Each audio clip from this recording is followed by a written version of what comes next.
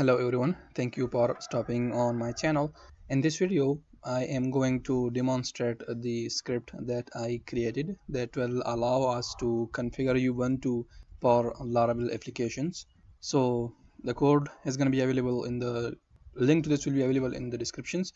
So let's get started. So to demonstrate that, I am going to create a new instance of Ubuntu. Since it's created for Ubuntu, you can customize it for other Unix environments as you want. So let's say Ubuntu test. I'm gonna name this instance. I'm gonna select Ubuntu, and then let's go with the default. I'm gonna select a key pair, and I'm going to allow HTTP and HTTPS, since I'm going to be testing with the this Laravel library management system that I have created about 3 years ago. And then launch instance. Okay, that's successful. Okay, so the instance is up and running, so now we can connect to it through SSH. So I'm gonna click on connect, and since I have chosen the PEM key, so I just have to copy this command and connect to this instance using a terminal. I have this key available. I'm gonna just move to the terminal, and in the download folder I have that aws.pem key, so I just have to use that, and now I can yes. Okay, so I am connected to that instance. I just have to change my user to sudo, and since this is a new instance, we can see that nothing is here.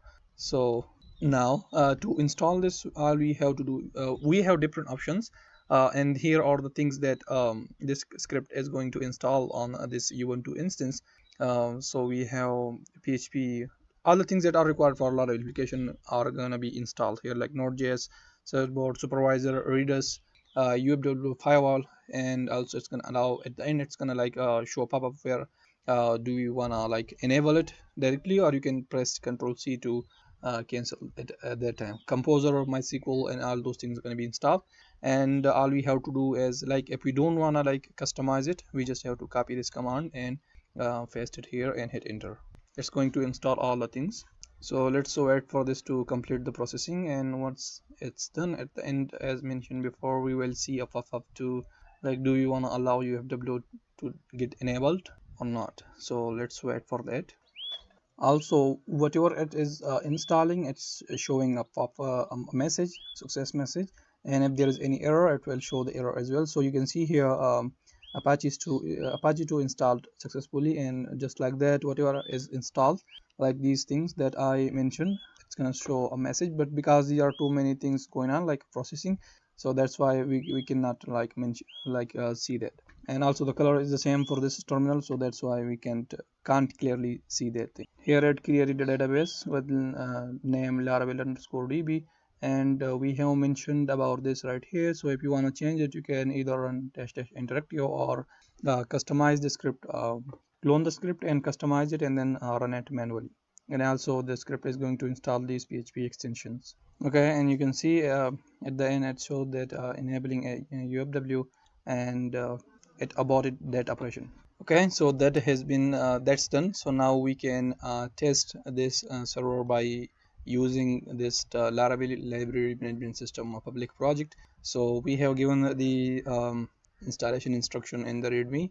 So let's just go to www.html, and let's see if we have anything here. Let's remove the index.html file, and now we can clone that.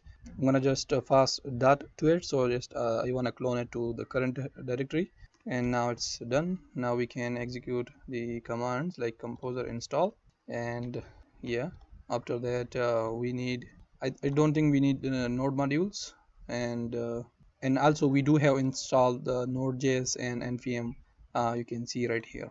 So after that we just have to copy the env stuff, and then we have to edit the env and provide these credentials, database user and Laravel_db is the name of the database.